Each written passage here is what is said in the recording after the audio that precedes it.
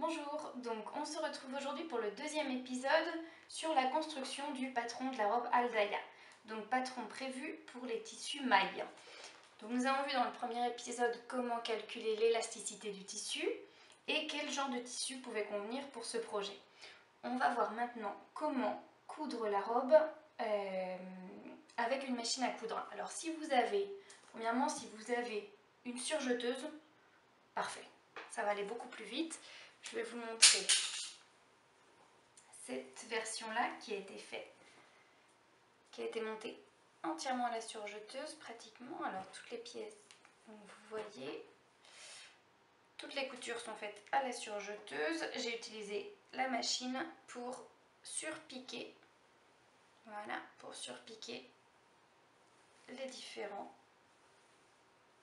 bandes d'encolure et d'emmanchure. Mais sinon le reste de la robe est cousu à la surjeteuse. Alors les marges du patron sont de 1 cm et voilà, justement parfait pour la largeur du couteau de la surjeteuse. Alors si vous n'avez pas de surjeteuse, ce n'est pas un problème, vous pouvez coudre la robe Aldaïa entièrement à la machine.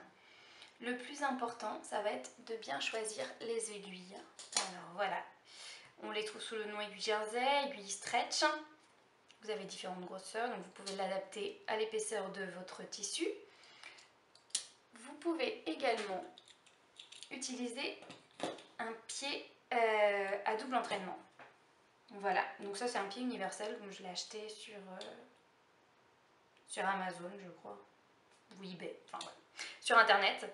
En mercerie, vous pouvez le trouver aussi, c'est de mémoire une dizaine, quinzaine d'euros peut-être.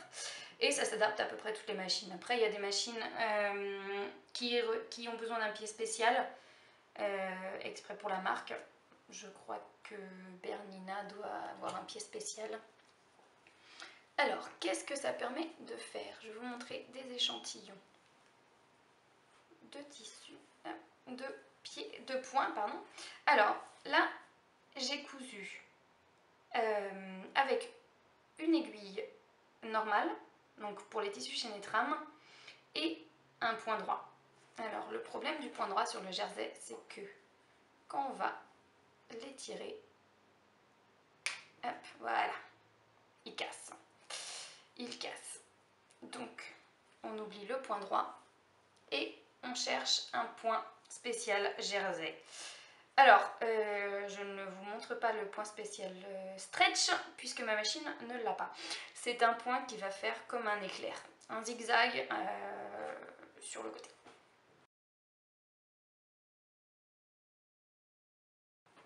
Par contre, si vous ne l'avez pas non plus, vous pouvez très bien utiliser un point zigzag, voilà, comme celui-ci, vous voyez, là, j'ai pas de problème, je peux tirer, bon, si je tire vraiment très très fort, c'est possible que le point casse, hein, mais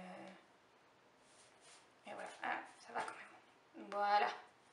Donc là, c'est un point zigzag, une longueur de 3 et une largeur de 3, exactement. Donc, le mieux, de toute façon, c'est de faire des essais avant sur un morceau de tissu, une chute, pour voir quelle longueur et quelle largeur va mieux correspondre, selon le tissu, selon le patron.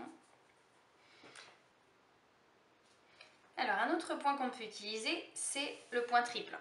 Alors ici, il s'agit d'un point droit triple. Vous pouvez aussi utiliser un point zigzag triple. Alors, ça veut dire que l'aiguille va venir passer 3 fois dans le même point. Donc, ça permet de le renforcer et de conserver l'élasticité du tissu. Et finalement, pour les ourlets, vous pouvez utiliser des aiguilles doubles. Alors, si j'arrive à l'ouvrir, voilà. Donc, pour l'utiliser, je vous recommande de regarder la notice de votre machine. Vous allez trouver beaucoup de tutoriels aussi sur internet sur comment faire passer les fils dans l'aiguille.